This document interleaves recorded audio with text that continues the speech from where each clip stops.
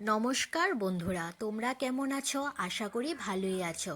মিষ্টু রান্নাঘরে তোমাদের স্বাগত জানিয়ে শুরু করছি আমার আজকের রেসিপি। আমার আজকের রেসিপি হলো গাজরের হালুয়া। এই গাজরের হালুয়া বানানোর জন্য আমি এখানে নিয়ে নিয়েছি 5টে গাজর। এখন আমি এই গাজরগুলির মধ্যে যে পাতলা খোসার মতন আছে, এটা ছুরির সাহায্যে আমি ছাড়িয়ে নেব আর গাজরের বটুর অংশটা ফেলে দেব। এইভাবে আমি গাজরগুলি পরিষ্কার করে নেব। শীতকালে মানে ডেজার্ট হিসাবে আমরা গাজরের হালুয়া খেতে খুব পছন্দ করি। আজ আমি খুব কম উপকরণ দিয়ে এই গাজরের হালুয়াটা বানিয়ে দেখাবো তোমাদের। এর জন্য তোমরা আমার পুরো ভিডিওটা দেখতে থাকো।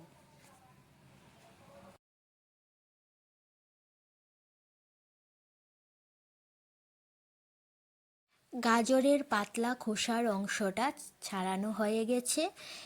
এখন আমি গাজরগুলি ভালোভাবে ধুয়ে নেব। গাজরগুলি আমার ধোয়া হয়ে গেছে। এখন আমি গাজরগুলি প্লেটে নিয়ে নিচ্ছি। এখন আমি গাজরগুলি একটা গ্রেটারের সাহায্যে গাজরগুলি গ্রেট করে নেব।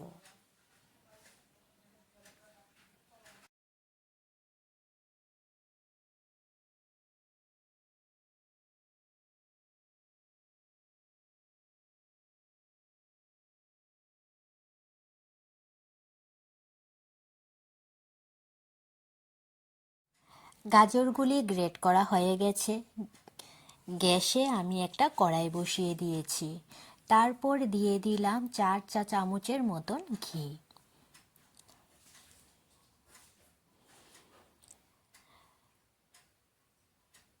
4 চা চামচ ঘি আমার দেয়া হয়ে গেছে।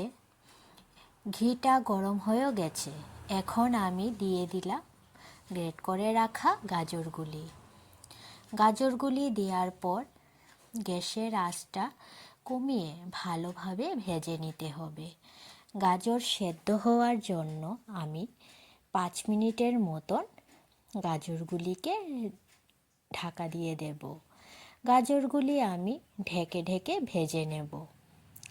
আমি 3-4 বার 5 মিনিটের মতন ঢাকা দিয়ে দিয়ে গাজরগুলি আমি ভেজে নেব। এইভাবে ভেজে নিলে গাজরগুলি সেদ্ধ হয়ে যাবে। আর এইভাবে গাজরের হালুয়াটা করলে তাহলে গাজরের হালুয়াটা খেতেও খুব টেস্টি হয়। গাজরের হালুয়াটা ঘি দিয়ে ভালোভাবে ভেজে নিলে গাজর থেকে গাজরের রঙটা বের হয়। এটা বোঝা যাবে যখন আমি গাজরের মধ্যে দুধ ঢালবো। অনেকেই অনেকভাবে এই গাজরের হালুয়া করে থাকে। এইভাবে করলে গাজরের হালুয়াটা খেতে খুব ভালো হয়।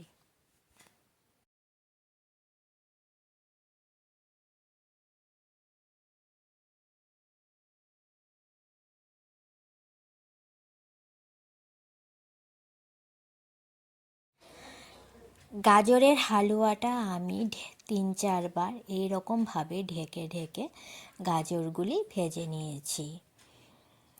দেখো গাজরটা আমার খুব সুন্দরভাবে সেদ্ধ হয়ে গেছে আর পরিমাণে খুব কমে নরম হয়ে এসেছে।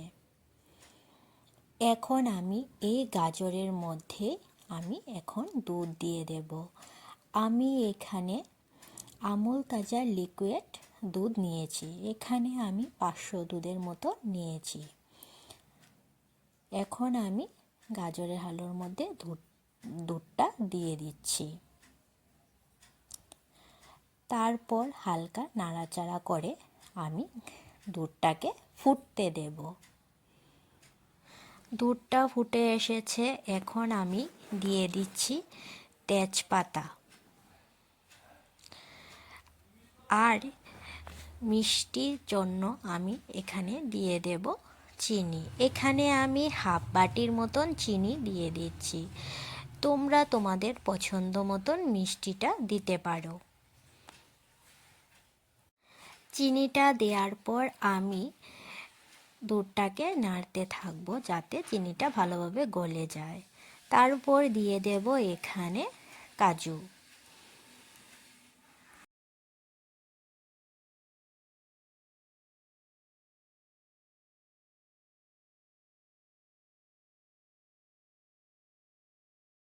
গাজরের হালুয়ার মধ্যে আমি যে দুধটা দিয়েছি এটা যখন শুকিয়ে আসবে তখন গাজরের হালুয়াটা প্রায় রেডি হয়ে আসবে। এখানে আমার গাজরের হালুয়ার দুধটা শুকিয়ে এসেছে।